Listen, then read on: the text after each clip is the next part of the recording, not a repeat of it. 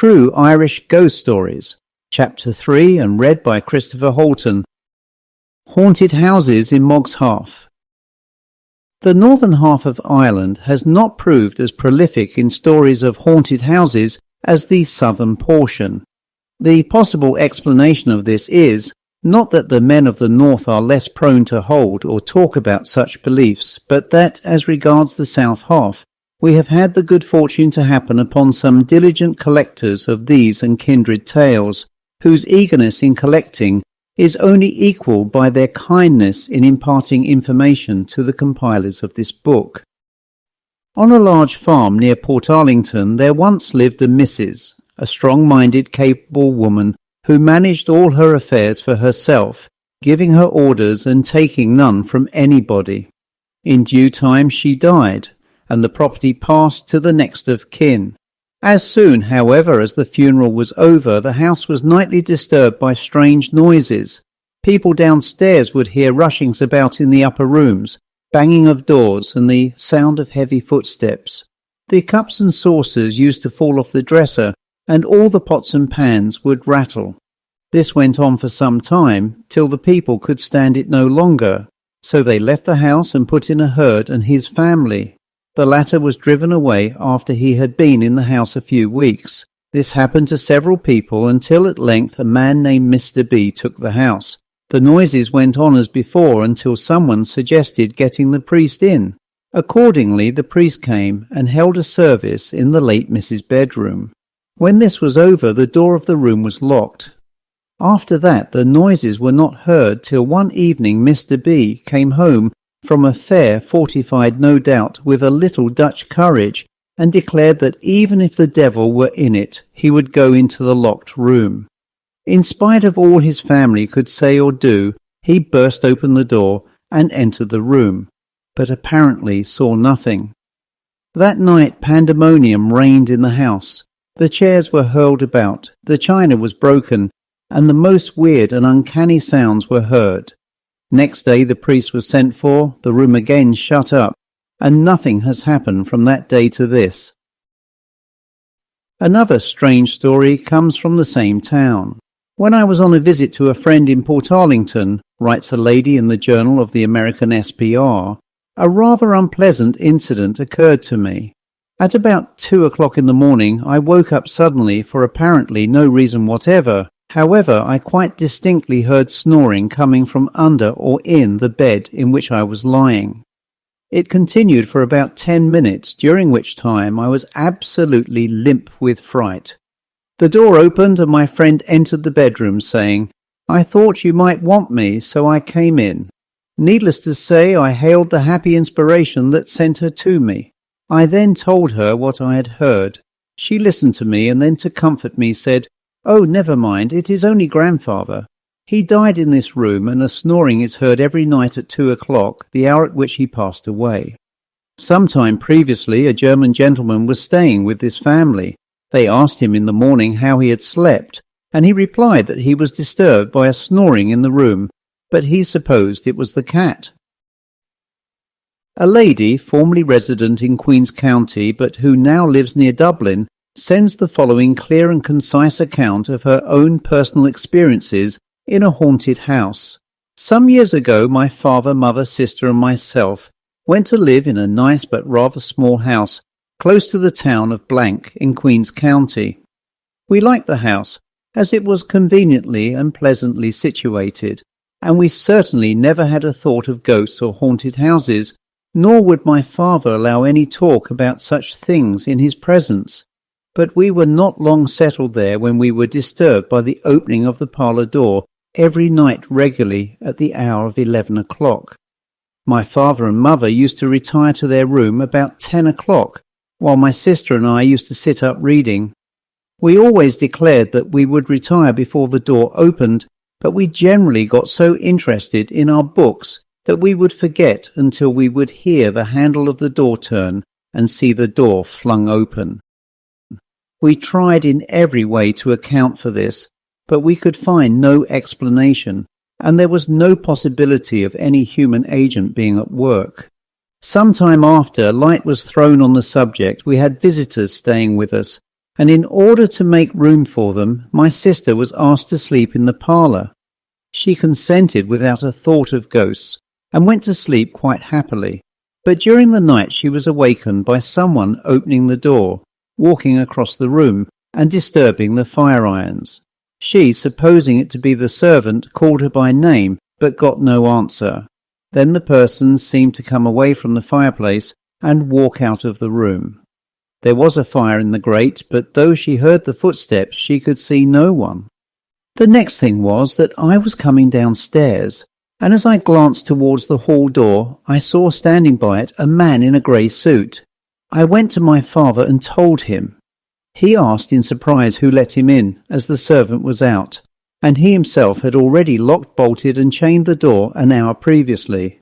None of us had let him in, and when my father went out to the hall, the man had disappeared, and the door was as he had left it.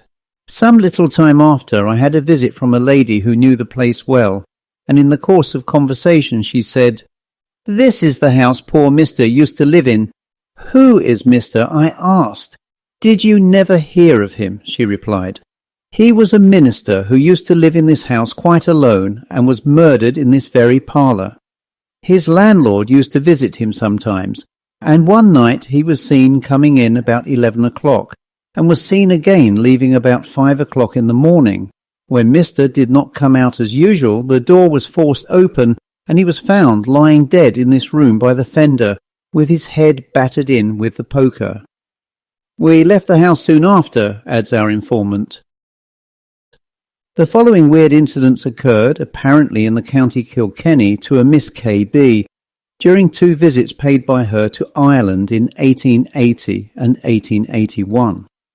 The house in which she experienced the following was really an old barrack, long disused, very old-fashioned, and surrounded with a high wall. It was said that it had been built during the time of Cromwell as a stronghold for his men.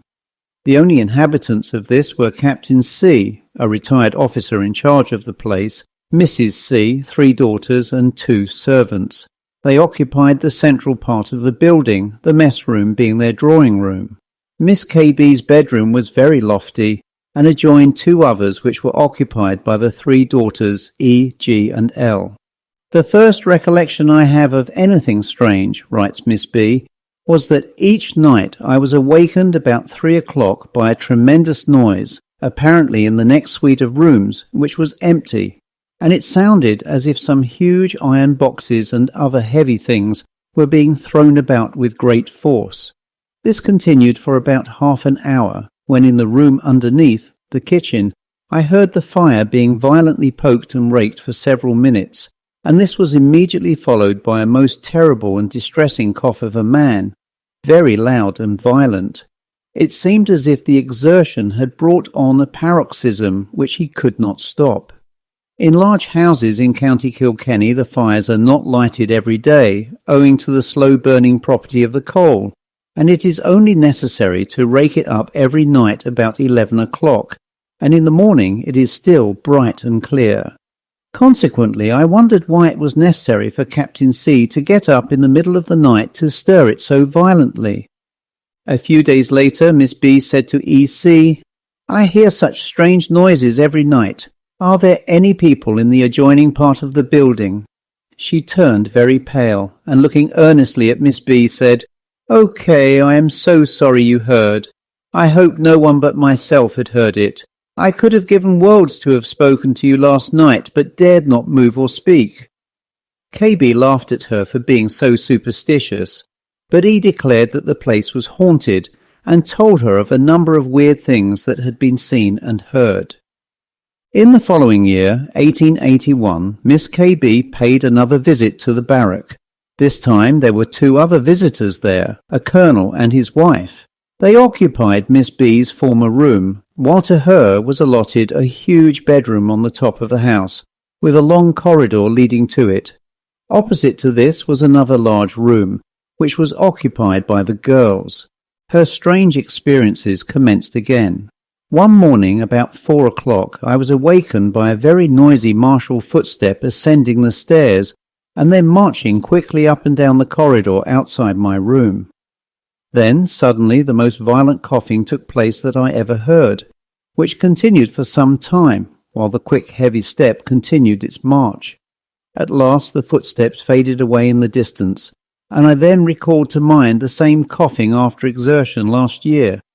In the morning at breakfast she asked both Captain C and the Colonel had they been walking about, but both denied, and also said they had no cough. The family looked very uncomfortable, and afterwards E came up with tears in her eyes and said, "Okay, please don't say anything more about that dreadful coughing. We all hear it often, especially when anything terrible is about to happen." Some nights later the C's gave a dance. When the guests had departed, Miss B went to her bedroom. The moon was shining so beautifully that I was able to read my Bible by its light, and had left the Bible open on the windowsill, which was a very high one, and on which I sat to read, having had to climb the washstand to reach it.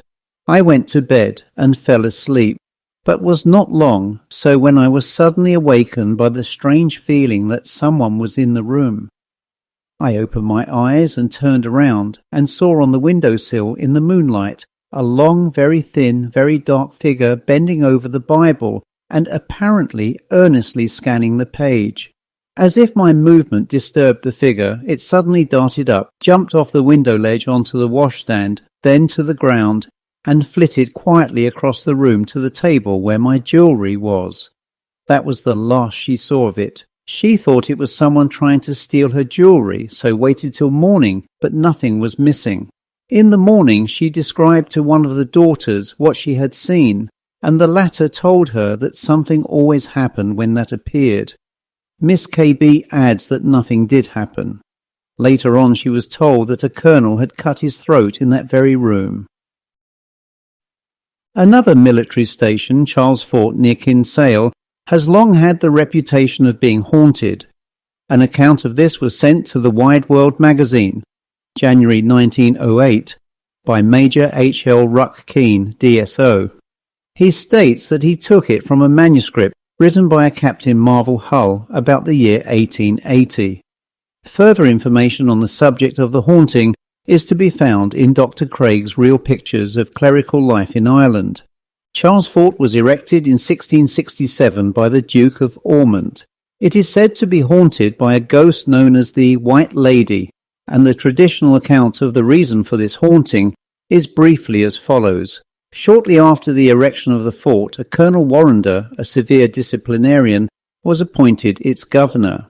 He had a daughter who bore the quaint Christian name of Wilful. She became engaged to a Sir Trevor Ashurst and subsequently married him. On the evening of their wedding day, the bride and bridegroom were walking on the battlements when she espied some flowers growing on the rocks beneath. She expressed a wish for them, and a sentry posted close by volunteered to climb down for them, provided Sir Trevor took his place during his absence. He assented and took the soldier's coat and musket while he went in search of a rope. Having obtained one, he commenced his descent. But the task proving longer than he expected, Sir Trevor fell asleep. Meantime, the governor visited the sentries, as was his custom, and in the course of his rounds came to where Sir Trevor was asleep. He challenged him, and on receiving no answer, perceived that he was asleep, whereupon he drew a pistol and shot him through the heart. The body was brought in, and it was only then the governor realized what had happened. The bride, who appears to have gone indoors before the tragedy occurred, then learned the fate that befell her husband, and in her distraction rushed from the house and flung herself over the battlements. In despair at the double tragedy, her father shot himself during the night. The above is from Dr. Craig's book already alluded to. In the Wide World magazine, the legend differs slightly in details. According to this, the governor's name was Brown, and it was his own son, not his son-in-law, that he shot, while the incident is said to have occurred about 150 years ago. The White Lady is the ghost of the young bride. Let us see what accounts there are of her appearance. A good many years ago, Fort Major Black, who had served in the Peninsular War, gave his own personal experience to Dr. Craig. He stated that he had gone to the hall door one summer evening and saw a lady entering the door and going up the stairs. At first he thought she was an officer's wife, but as he looked, he observed she was dressed in white and in a very old-fashioned style. Impelled by curiosity, he hastened upstairs after her and followed her closely into one of the rooms, but on entering it he could not find the slightest trace of anyone there. On another occasion he stated that 2 sergeants were packing some cast stores. One of them had his little daughter with him, and the child suddenly exclaimed, "Who is that white lady who is bending over the banisters and looking down at us?" The 2 men looked up but could see nothing, but the child insisted that she had seen a lady in white looking down and smiling at her. On another occasion a staff officer, a married man, was residing in the governor's house. One night as the nurse lay awake, she and the children were in a room which opened into what was known as the White Lady's apartment. She suddenly saw a lady clothed in white glide to the bedside of the youngest child, and after a little place her hand upon its wrist. At this the child started in its sleep and cried out, "Oh, take that cold hand from my wrist!" The next moment the lady disappeared. One night, about the year 1880, Captain Marvel Hull and Lieutenant Hartland were going to the rooms occupied by the former officer. As they reached a small landing, they saw distinctly in front of them a woman in a white dress. As they stood there in awestruck silence, she turned and looked towards them, showing a face beautiful enough but colourless as a corpse, and then passed on through a locked door. But it appears that this presence did not always manifest itself in as harmless a manner. Some years ago Surgeon L was quartered at the fort. One day he had been out snipe shooting, and as he entered the fort the mess bugle rang out. He hastened to his rooms to dress, but as he failed to put in an appearance at mess, one of the officers went in search of him and found him lying senseless on the floor. When he recovered consciousness, he related his experience. He said he had stooped down for the key of his door, which he had placed for safety under the mat. When in this position, he felt himself violently dragged across the hall and flung down a flight of steps. With this agrees somewhat the experience of a Captain Jarvis, as related by him to Captain Marvel Hull. Attracted by a strange rattling noise in his bedroom, he endeavoured to open the door of it, but found it seemingly locked. Suspecting a hoax, he called out, whereupon a gust of wind passed him, and some unseen power flung him down the stairs and laid him senseless at the bottom. Near a seaside town in the south of Ireland, a group of small cottages was built by an old lady, in one of which she lived, while she let the others to her relatives. In process of time, all the occupants died, the cottages fell into ruin, and were all pulled down, except the one in which the old lady had lived, the materials being used by a farmer to build a large house which he hoped to let to summer visitors. It was shortly afterwards taken for 3 years by a gentleman for his family. It should be noted that the house had very bare surroundings. There were no trees near, or outhouses where people could be concealed. Soon after the family came to the house, they began to hear raps all over it, on doors, windows and walls. These raps varied in nature, sometimes being like a sledgehammer, loud and dying away, and sometimes quick and sharp, 2 or 3 or 5 in succession, and all heard them. One morning about 4 a.m, the mother heard very loud knocking on the bedroom door. Thinking it was the servant wanting to go to early mass, she said, "Come in." But the knocking continued till the father was awakened by it.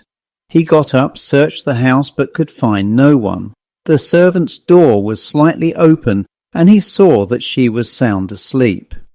That morning a telegram came announcing the death of a beloved uncle just about the hour of the knocking. Some time previous to this, the mother was in the kitchen when a loud explosion took place beside her, startling her very much. But no cause for it could be found, nor were any traces left. This coincided with the death of an aunt, wife to the uncle who died later. One night the mother went to her bedroom. The blind was drawn and the shutters closed when suddenly a great crash came, as if a branch was thrown at the window, and there was a sound of broken glass. She opened the shutters with the expectation of finding the window smashed, but there was not even a crack in it. She entered the room next day at 1 o'clock, and the same crash took place, being heard by all in the house. She went in at 10 a.m. on another day, and the same thing happened, after which she refused to enter that room again.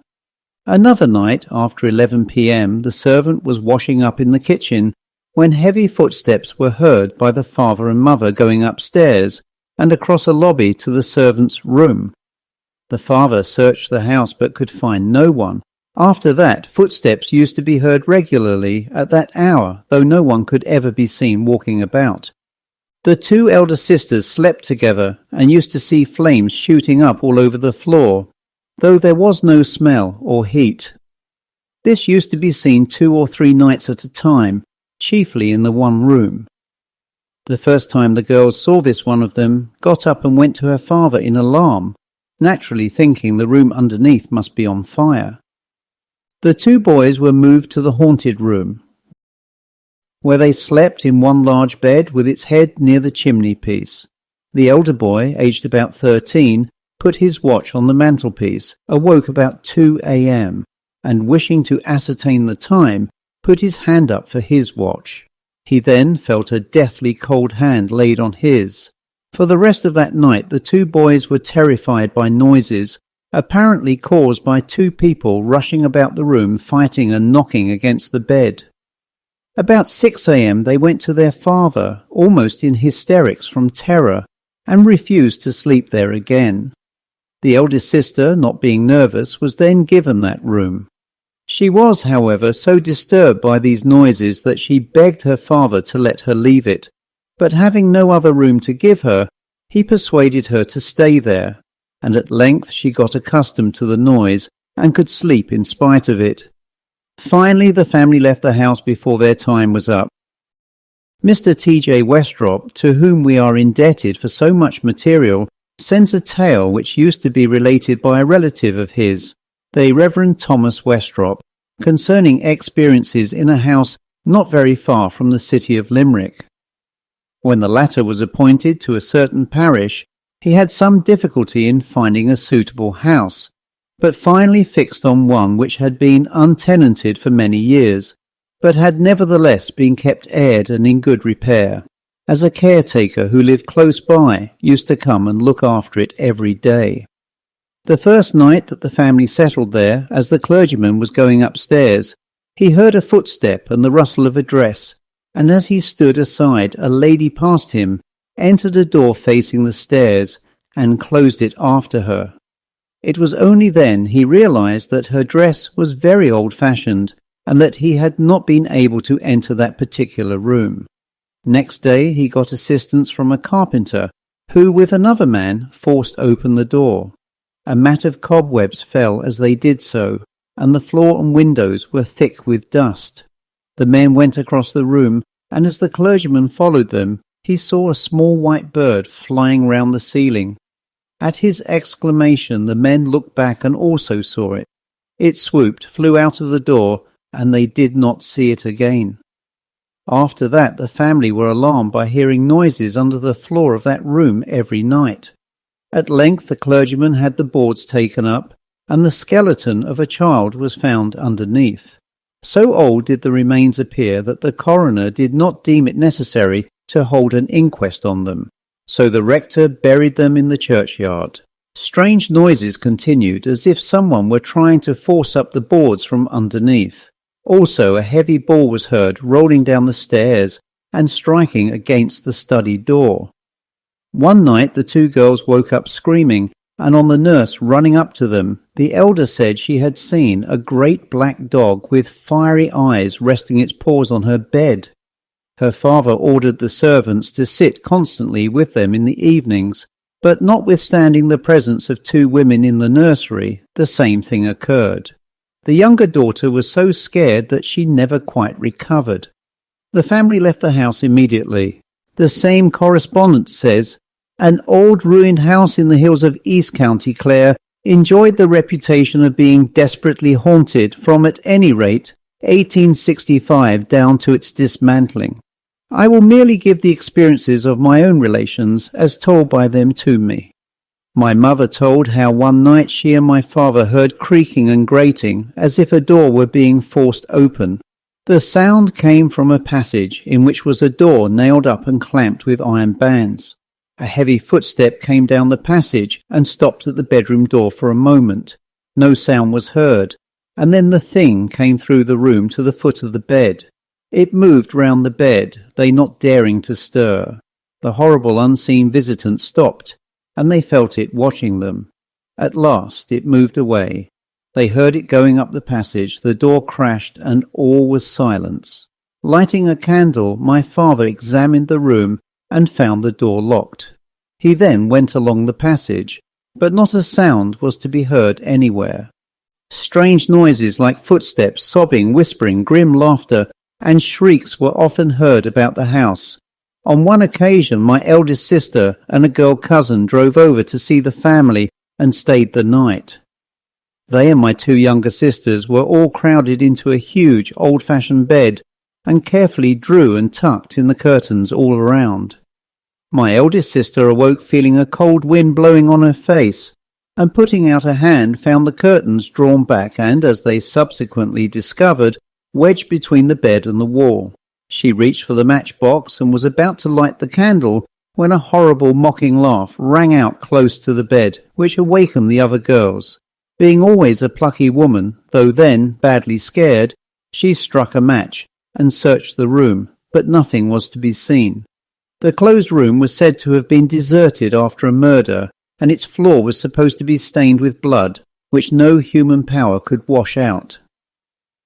Another house in County Clare, nearer the estuary of the Shannon, which was formerly the residence of the D family, but is now pulled down, had some extraordinary tales told about it in which facts, if we may use the word, were well supplemented by legend.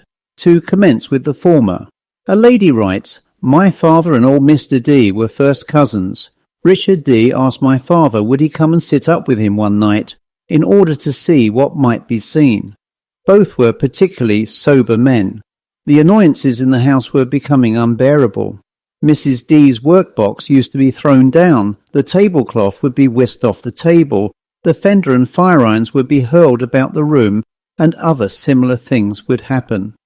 Mr. D and my father went up to one of the bedrooms, where a big fire was made up.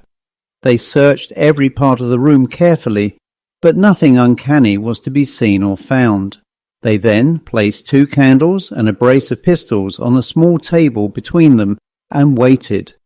Nothing happened for some time till all of a sudden a large black dog walked out from under the bed. Both men fired and the dog disappeared. That is all. The family had to leave the house." Now to the blending of fact with fiction, of which we have already spoken. The intelligent reader can decide in his own mind which is which. It was said that black magic had been practised in this house at one time, and that in consequence terrible and weird occurrences were quite the order of the day there. When being cooked, the hens used to scream, and the mutton used to bleat in the pot. Black dogs were seen frequently. The beds used to be lifted up, and the occupants thereof used to be beaten black and blue by invisible hands. One particularly ghoulish tale was told. It was said that a monk was in love with one of the daughters of the house, who was an exceedingly fat girl.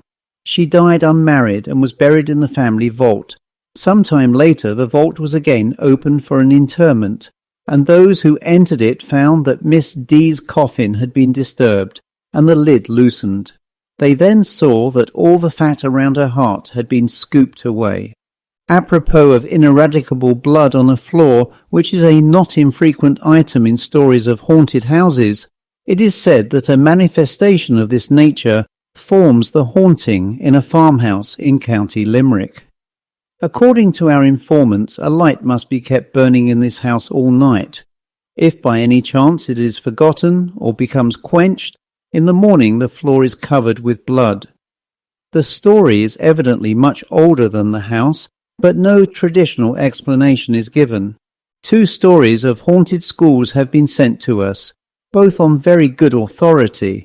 These establishments lie within the geographical limits of this chapter, but for obvious reasons we cannot indicate their locality more precisely, though the names of both are known to us. The first of these was told to our correspondent by the boy Brown, who was in the room but did not see the ghost. When Brown was about 15, he was sent to blank school. His brother told him not to be frightened at anything he might see or hear, as the boys were sure to play tricks on all newcomers. He was put to sleep in a room with another new arrival, a boy named Smith from England. In the middle of the night, Brown was roused from his sleep by Smith crying out in great alarm and asking who was in the room. Brown, who was very angry at being waked up, told him not to be a fool, that there was no one there. The second night Smith roused him again, this time in greater alarm than the first night. He said he saw a man in cap and gown come into the room with a lamp and then pass right through the wall. Smith got out of his bed and fell on his knees beside Brown, beseeching him not to go to sleep. At first Brown thought it was all done to frighten him, but he then saw that Smith was in a state of abject terror. Next morning they spoke of the occurrence, and the report reached the ears of the headmaster, who sent for the two boys. Smith refused to spend another night in the room. Brown said he had seen or heard nothing, and was quite willing to sleep there if another fellow would sleep with him, but he would not care to remain there alone. The headmaster then asked for volunteers from the class of elder boys, but not one of them would sleep in the room. It had always been looked upon as haunted, but the master thought that by putting in new boys who had not heard the story, they would sleep there all right. Some years after, Brown revisited the place and found that another attempt had been made to occupy the room. A new headmaster, who did not know its history, thought it a pity to have the room idle and put a teacher, also new to the school, in possession. When this teacher came down the first morning, he asked who had come into his room during the night. He stated that a man in cap and gown, having books under his arm and a lamp in his hand, came in, sat down at a table, and began to react. He knew that he was not one of the masters, and did not recognize him as one of the boys. The room had to be abandoned. The tradition is that many years ago a master was murdered in that room by one of the students. The few boys who ever had the courage to persist in sleeping in the room said if they stayed more than 2 or 3 nights that the furniture was moved, and they heard violent noises. The second story was sent to us by the percipient herself, and is therefore a first-hand experience. Considering that she was only a schoolgirl at the time, it must be admitted that she made a most plucky attempt to run the ghost to earth. A good many years ago, when I first went to school, I did not believe in ghosts, but I then had an experience which caused me to alter my opinion. I was ordered with 2 other girls to sleep in a small top room at the back of the house, which overlooked a garden which contained ancient apple trees. Suddenly, in the dead of night, I was awakened out of my sleep by the sound of heavy footsteps, as of a man wearing big boots unlaced, pacing ceaselessly up and down a long corridor which I knew was plainly visible from the landing outside my door, as there was a large window at the farther end of it, and there was sufficient moonlight to enable one to see its full length. After listening for about 20 minutes, my curiosity was aroused, so I got up and stood on the landing. The footsteps still continued, but I could see nothing, although the sounds actually reached the foot of the flight of stairs, which led from the corridor to the landing on which I was standing. Suddenly the footfall ceased, pausing at my end of the corridor, and I then considered it was high time for me to retire, which I accordingly did, carefully closing the door behind me. To my horror, the footsteps ascended the stairs, and the bedroom door was violently dashed back against a washing stand, beside which was a bed. The contents of the ewer were spilled over the occupant, and the steps advanced a few paces into the room in my direction. A cold perspiration broke out all over me. I cannot describe the sensation. It was not actual fear, it was more than that. I felt I had come into contact with the unknown. What was about to happen? All I could do was to speak. I cried out, "Who are you? What do you want?" Suddenly the footsteps ceased. I felt relieved and lay awake till morning, but no further sound reached my ears. How or when my ghostly visitant disappeared, I never knew. Suffice it to say, my story was no nightmare, but an actual fact of which there was found sufficient proof in the morning. The floor was still saturated with water. The door, which we always carefully closed at night, was wide open, and last but not least the occupant of the wet bed had heard all that had happened, but feared to speak, and lay awake till morning. Naturally, we related our weird experience to our schoolmates, and it was only then I learned from one of the elder girls that this ghost had manifested itself for many years in a similar fashion to the inhabitants of that room. It was supposed to be the spirit of a man who long years before had occupied this apartment. The house was then a private residence, and had committed suicide by hanging himself from an old apple tree opposite the window. Needless to say, the story was hushed up, and we were sharply spoken to and warned not to mention the occurrence again. Some years afterwards, a friend, who happened at the time to be a boarder at this very school, came to spend a weekend with me. She related an exactly similar incident which occurred a few nights previous to her visit. My experience was quite unknown to her. The following account of strange happenings at his glebe house has been sent by the rector of a parish in the Diocese of Cashel. Shortly after my wife and I came to live here some 10 years ago, the servants complained of hearing strange noises in the top story of the rectory where they sleep. One girl ran away the day after she arrived, declaring that the house was haunted and that nothing would induce her to sleep another night in it. So often had my wife to change servants on this account that at last I had to speak to the parish priest, as I suspected that the idea of ghosts might have been suggested to the maids by neighbours who might have some interest in getting rid of them. I understand that my friend the parish priest spoke very forcibly from the altar on the subject of spirits, saying that the only spirits he believed ever did any harm to anyone were blank, mentioning a well-known brand of the wine of the country. Whether this priestly admonition was the cause or not, for some time we heard no more tales of ghostly manifestations. After a while, however, my wife and I began to hear a noise which, while in no sense alarming, has proved to be both remarkable and inexplicable. If we happen to be sitting in the dining room after dinner, sometimes we hear what sounds like the noise of a heavy coach rumbling up to the hall door. We have both heard this noise hundreds of times between 8 p.m. and midnight. Sometimes we hear it several times the same night, and then perhaps we won't hear it again for several months. We hear it best on calm nights, and as we are nearly a quarter of a mile from the high road, it is difficult to account for, especially as the noise appears to be quite close to us. I mean not farther away than the hall door. I may mention that an Englishman was staying with us a few years ago. As we were sitting in the dining room one night after dinner, he said, "A carriage has just driven up to the door, but we knew it was only the phantom coach, for we also heard it. Only once do I remember hearing it while sitting in the drawing room. So much for the sound of the phantom coach, but now I must tell you what I saw with my own eyes as clearly as I now see the paper on which I am writing. Some years ago, in the middle of the summer, on a scorching hot day, I was out cutting some hay opposite the hall door just by the tennis court. It was between 12 and 1 o'clock.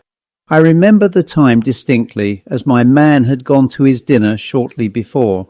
The spot on which I was commanded a view of the avenue from the entrance gate for about 400 yards.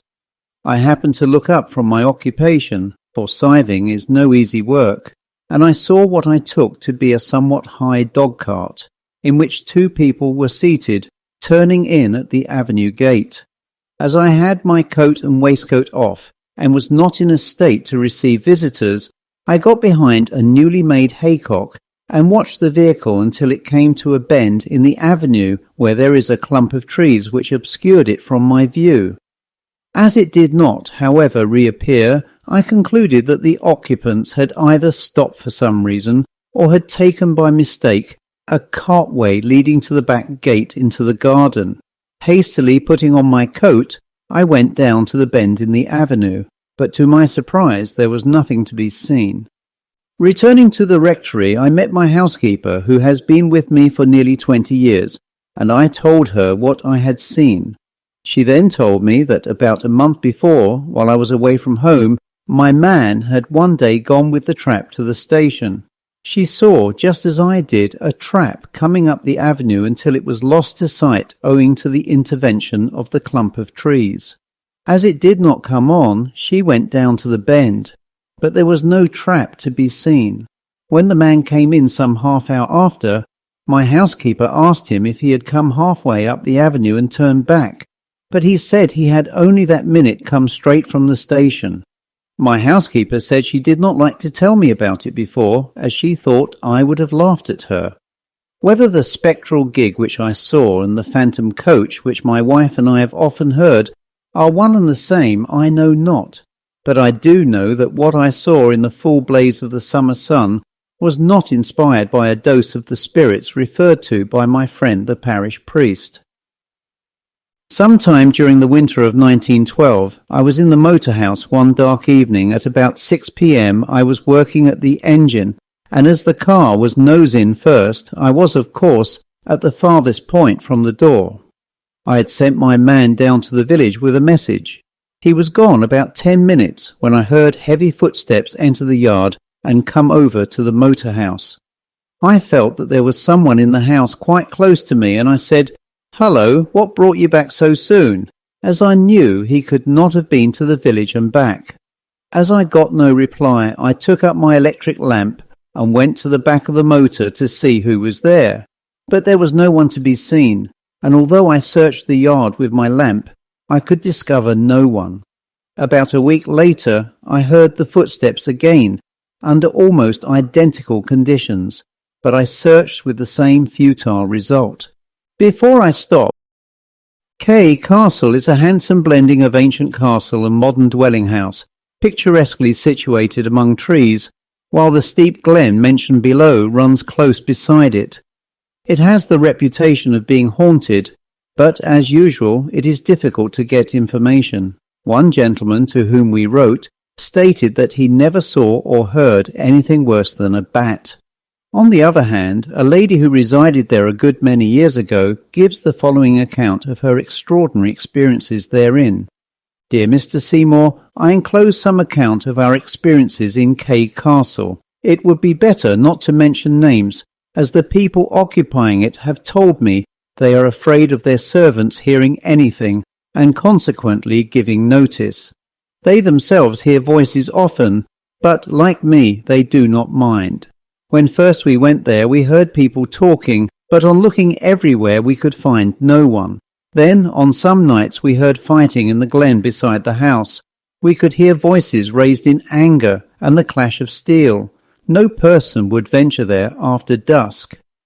One night I was sitting talking with my governess.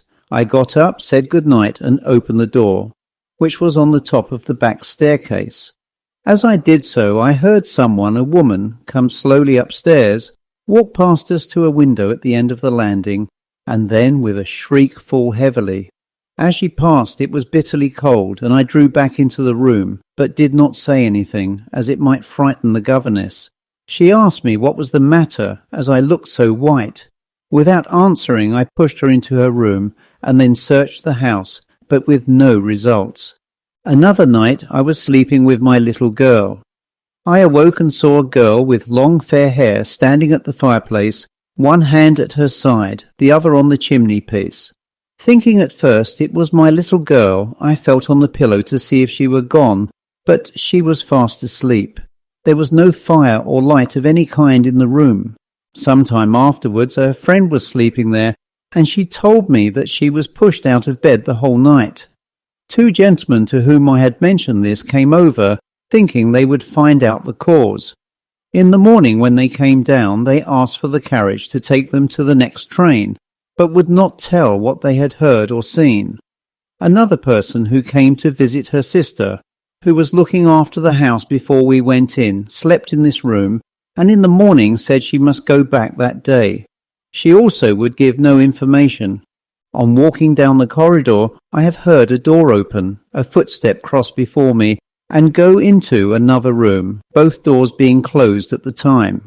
An old cook I had told me that when she went into the hall in the morning, a gentleman would come down the front stairs, take a plumed hat off the stand, and vanish through the hall door. This she saw nearly every morning. She also said that a girl often came into her bedroom and put her hand on her, the cook's, face, and when she would push her away, she would hear a girl's voice say, "Oh, don't," 3 times. I have often heard voices in the drawing room which decidedly sounded as if an old gentleman and a girl were talking. Noises like furniture being moved were frequently heard at night, and strangers staying with us have often asked why the servants turned out the rooms underneath them at such an unusual hour. The front doorbell sometimes rang, and I have gone down but found no one.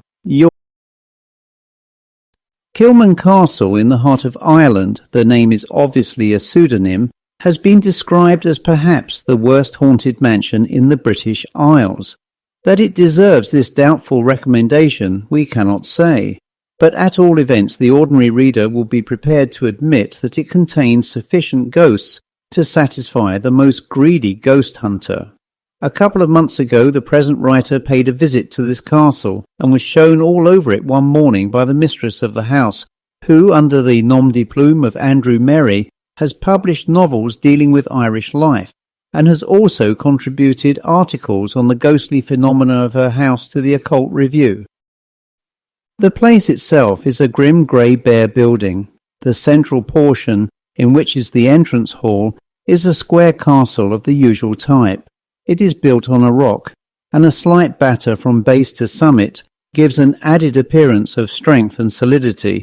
On either side of the castle are more modern wings, one of which terminates in what is known as the priest's house. Now to the ghosts. The top story of the central tower is a large, well-lighted apartment called the chapel, having evidently served that purpose in times past. At one end is what is said to be an oubliette now almost filled up. Occasionally in the evenings people walking along the roads or in the fields see the windows of this chapel lighted up for a few seconds as if many lamps were suddenly brought into it. This is certainly not due to servants. From our experience we can testify that it is the last place on earth that a domestic would enter after dark. It is also said that a treasure is buried somewhere in or around the castle. The legend runs that an ancestor was about to be taken to Dublin on a charge of rebellion, and fearing he would never return, made the best of the time left to him by burying somewhere a crock full of gold and jewels. Contrary to expectation, he did return, but his long confinement had turned his brain, and he could never remember the spot where he had deposited his treasure years before. Some time ago a lady, a Miss B, who was decidedly psychic, was invited to Kilman Castle in the hope that she would be able to locate the whereabouts of this treasure. In this respect she failed, unfortunately, but gave nevertheless a curious example of her power. As she walked through the hall with her hostess, she suddenly laid her hand upon the bare stone wall and remarked, "There is something uncanny here, but I don't know what it is." In that very spot, some time previously, 2 skeletons had been discovered walled up. The sequel to this is curious. Some time after, Miss B was either trying automatic writing or else was at a séance, we forget which, when a message came to her from the unseen, stating that the treasure at Kilman Castle was concealed in the chapel under the tessellated pavement near the altar. But this spirit was either a lying spirit or else a most impish one, for there is no trace of an altar, and it is impossible to say from the style of the room where it stood, while the tessellated pavement, if it exists, is so covered with the debris of the former roof that it would be almost impossible to have it thoroughly cleared. There is as well a miscellaneous assortment of ghosts. A monk with tonsure and cowl walks in at one window of the priest's house and out at another. There is also a little old man dressed in the antique garb of a green cutaway coat, knee breeches and buckled shoes. He is sometimes accompanied by an old lady in similar old-fashioned costume.